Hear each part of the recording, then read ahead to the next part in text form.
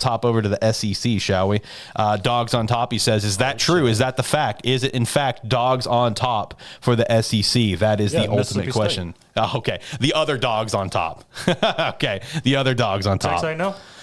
The Aggies, okay. All right, we rolling. Yeah. All right. You know, I can't think of another dog. Is it the dogs though? Is the dogs going to be? Are they going to do this thing? They obviously have some question marks. The interesting thing about the SEC and all the teams in there, like all the teams that are going to be in the running, every single one of them has a question mark. Some has bigger question marks than others. So, like an example of Georgia, I think their question marks are a lot smaller. But everyone that's going to be in the running has question marks. Ricky, who do you have coming out on top for the SEC right now? So this one was tough for me because a lot of it just has to deal with the talent that's coming back in the SEC, which a lot of the SEC teams are kind of mid between that 6 to 8 starters that are returning. I think Alabama's got quite a bit coming back. A lot of it, their core on the defense. And then Texas A&M, who has one of the most productive teams coming back this year. They're probably going to be one that's going to be up there as well. I feel like Alabama's schedule favors them to go undefeated. I really do. And one of the things that I will point out, Kevin DeBoer, even though I did not like the hire, I will still defend that I did not like the hire.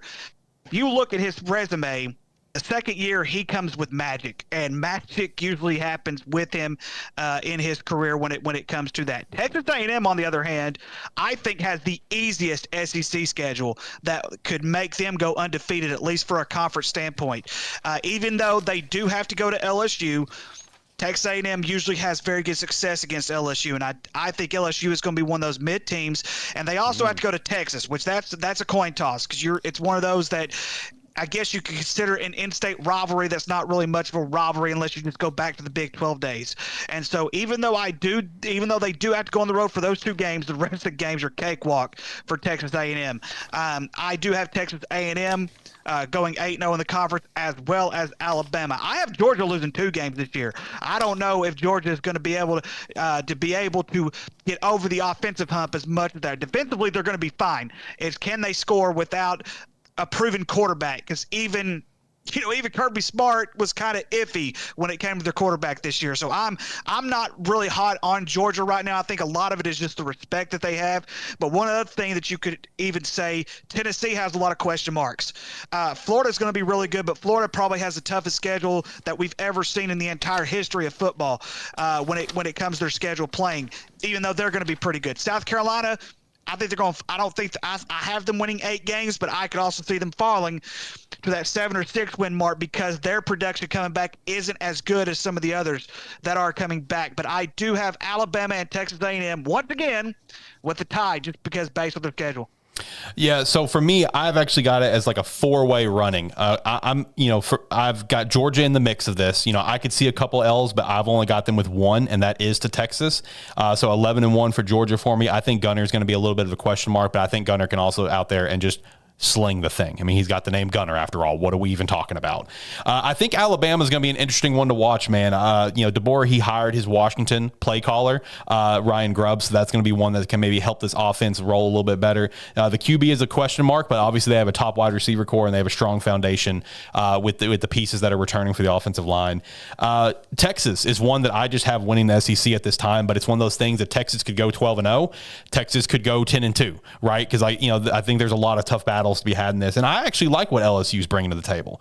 I mean, I got LSU that could win. I think they could potentially win 10 games this year. You do bring up some good points with Texas A&M. I mean, their schedule is one that's going to really favor them, and we see that with some other teams in other conferences. But personally, I like Texas, man. I think we're about to really see that Arch is that dude who's about to terrorize us at the college and the professional level for the next 20 years. So let's go. I mean, I'm not a Texas guy, horns down, but that's just what I see going. Tyler, what about you?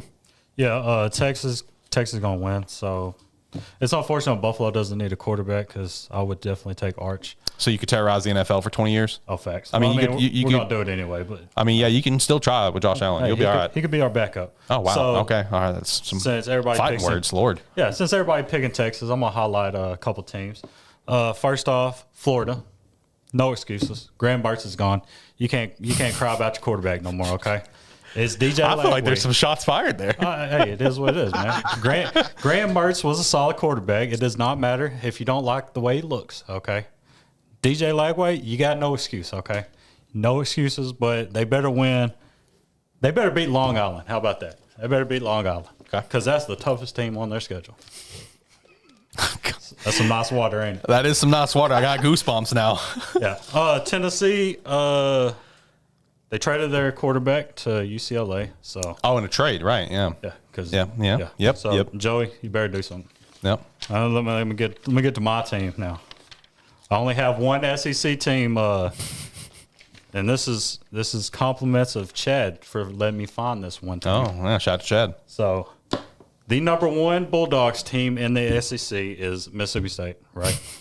That is the only Bulldogs team. I appreciate you, Chad.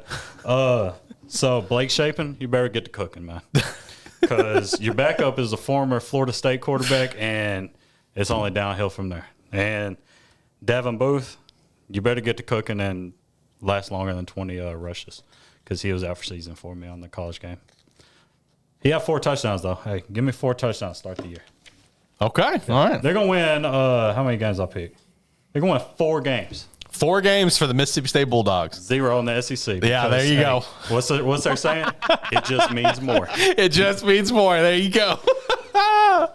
Hey, there's nothing wrong with highlighting some other teams. You know, that's what we need to do. We here to have a good time. I love Mississippi State, man. There you go. I Hey, appreciate that, Chad. nothing wrong with that, brother. Nothing wrong with that. Hey, you know, I do want to give one shout out before we move over to the ACC. I'm hoping, and Ricky, I'm joining forces with you. I'm hoping for the best out of Vandy, and I'm not hoping the best out of Vandy for football reasons. There are some very legitimate reasons why I'm pulling for Vandy as a program. So let's get it. Let's go Vandy. Let's do something. Now, you're not winning the Natty, but let's pump the brakes on that. You know, let's pump the brakes on that, buddy. Yep. But yeah, let's pump the brakes on that one, buddy. But you know what? Hey, shout out to Vandy. All right. So hang on, Tyler. What's popping? This Mississippi State's not winning 4 games. Let's Dude, get that. They're let's winning get that 7, away. right? They're winning. They're might winning win. all 12. I have them winning 3. They might win 2. Northern Illinois might beat them. I'm just giving you. So a you're heads up. saying they're going to go Northern 12-0? Illinois might beat them. Arizona State is going to dog smack Mississippi State in the Whoa. second week. Hey. It's going to Whoa. happen. They're not. Hey. Mississippi State's not Hey. winning more Hey, than them 3 games. cowbells are loud, man. That's true. There's some loud cowbells. That's true. Now Don't watch the. give If a they, crap. I don't care about the Cowboys. I don't care if they let a herd of cows onto the field. Arizona State's getting that dub. It's gonna happen. It's gonna happen. Well, I'll also say Starkville stinks. All right, I'm gonna go ahead and say it. I've been there. I've That is stayed true. there. Starkville stinks. All right, we can all agree to that one at least. Starkville stinks. Not a great place. Been there, done that. Let's move on.